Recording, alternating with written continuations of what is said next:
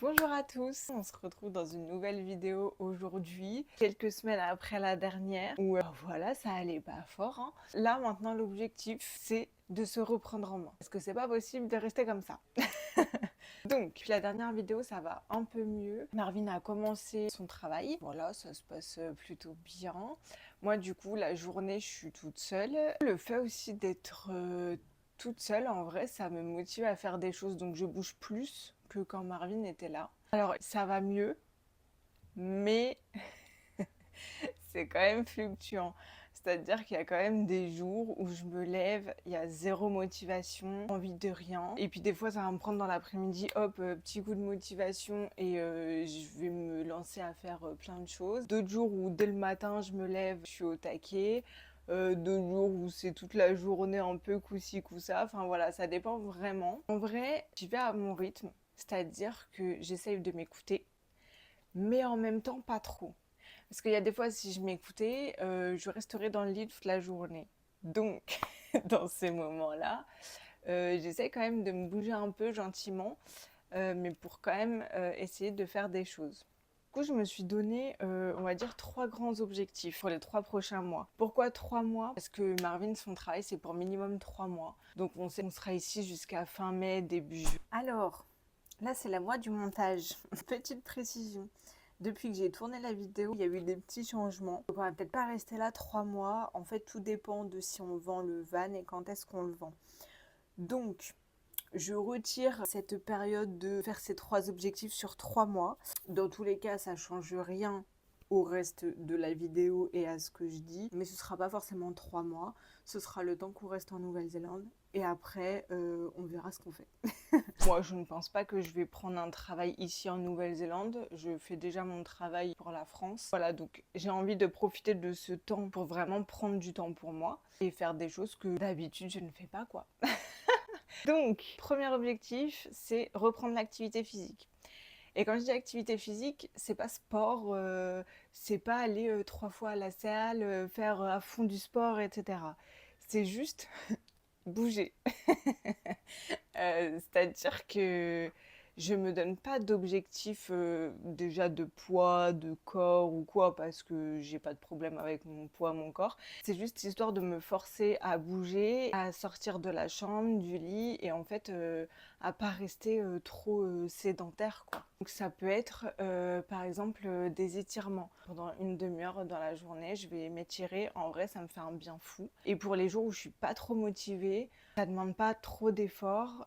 Pour se motiver à le faire, c'est facile. Ensuite, il peut y avoir aller à la piscine, marcher, se balader au parc ou que sais-je, aller faire du shopping en ville. Enfin, voilà, c'est vraiment sortir et bouger mon corps, faire des choses autres que rester assise ou allongée, quoi. Deuxième objectif, qui va être le plus gros, je pense, c'est remonter le moral.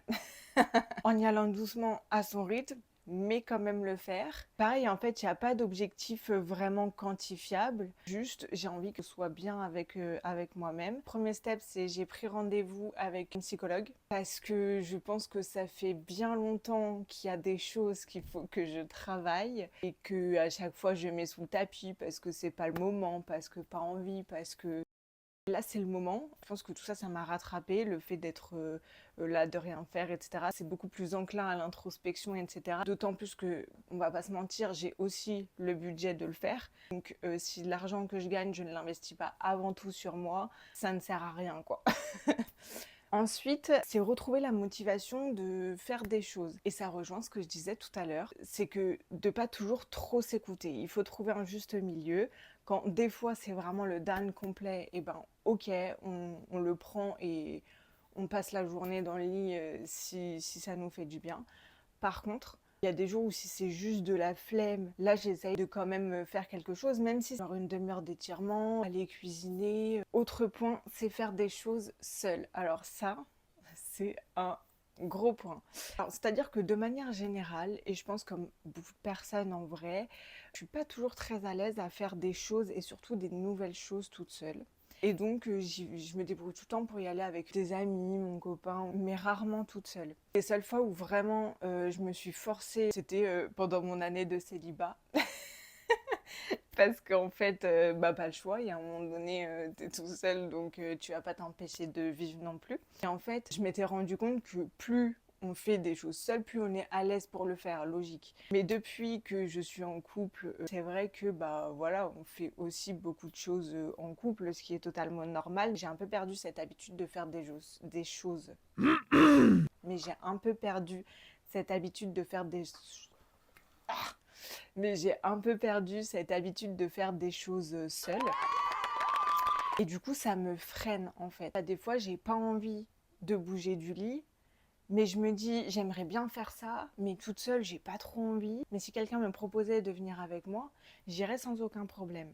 Et ça, pour moi, c'est un problème. Je ne veux pas être dépendante d'autres personnes. Donc pour moi, c'est hyper important de travailler là-dessus. Et enfin, troisième objectif, c'est continuer à travailler mon anglais. Alors ok, on est en colocation, donc ça aide un peu, même si pour le coup, on est 7 à la maison. Il y a 2 personnes qui parlent pas du tout anglais. Il y a un couple qui, je pense, parle anglais, mais qu'on ne voit presque jamais parce qu'ils travaillent beaucoup. Il n'y a que la propriétaire avec qui on parle vraiment. Ça, c'est un premier point. Ensuite, j'ai commencé à lire un livre en anglais. Et écoutez, je pensais que ça serait beaucoup plus dur, et en fait, non. Il y a quelques années, j'avais essayé de lire un livre en anglais. Vraiment, je ne comprenais pas. Je m'arrêtais à chaque mot pour essayer de comprendre ce que ça voulait dire, chercher la traduction, etc. Et en vrai, c'est pas du tout agréable. Donc j'avais arrêté. Et là, j'ai pris un livre. D'ailleurs, c'est un des livres qui passe beaucoup sur les réseaux, qu'on n'arrête pas d'entendre parler. C'est La femme de ménage. Et en fait, je me suis dit, let's go, c'est l'occasion d'essayer. Alors pour moi, l'écrit en anglais, ça a été toujours plus facile que l'oral. Et là, quand même, je suis surprise de comprendre autant.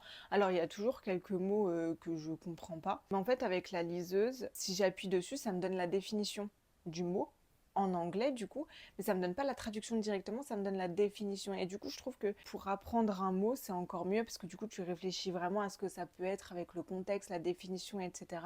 Et en vrai, c'est hyper intéressant. Donc, je suis très fière de moi pour ça. Et aussi regarder des films, des séries en anglais, et vraiment anglais, pas de sous-titres, etc., que les voix anglaises. Et aussi des vidéos YouTube, parce que moi je regarde beaucoup plus de vidéos YouTube que de films ou séries.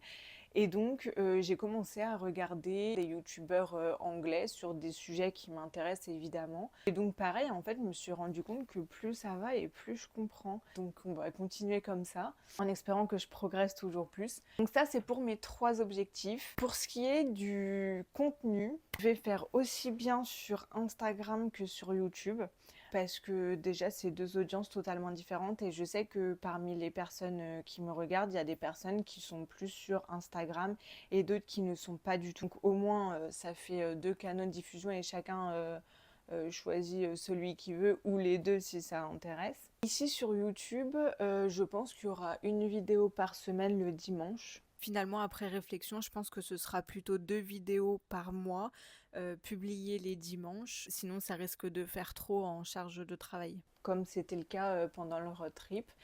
Et l'idée, ce sera un petit bilan de la semaine, des activités que j'ai faites, ce que j'ai réussi, ce que, au contraire, j'ai pas forcément réussi, ce qui a été un frein, etc. En vrai, j'ai hésité à faire ce genre de vidéo et à créer du contenu par rapport à là, les 3 mois qui vont venir et tout. Mais je me suis dit, au final, je partage mon voyage depuis septembre.